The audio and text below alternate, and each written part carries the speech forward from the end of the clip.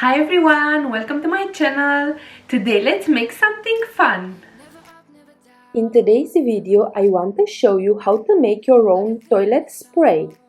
There are a lot of them on the market, but why spending money or using toxic ones if you can make your own non-toxic at a very low cost? All you need is rubbing alcohol, also known as spirit, water, and your favorite essential oil. I use a cinnamon one. It smells amazing.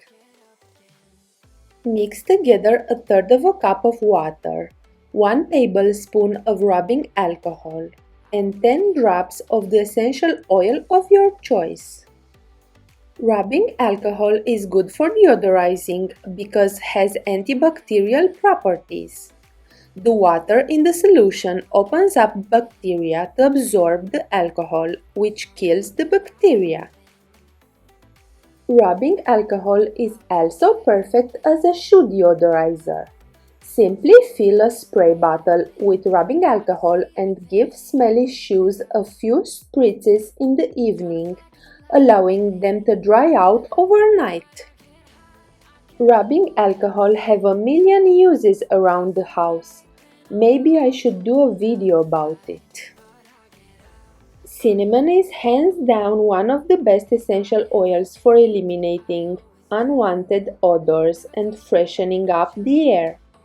Historical accounts refer to its use in Egypt for embalming and ancient Rome for funerals.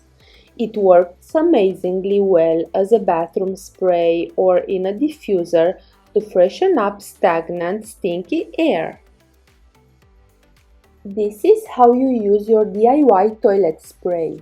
You spray it in your toilet before using it, or you spray it in your bathroom after you use it.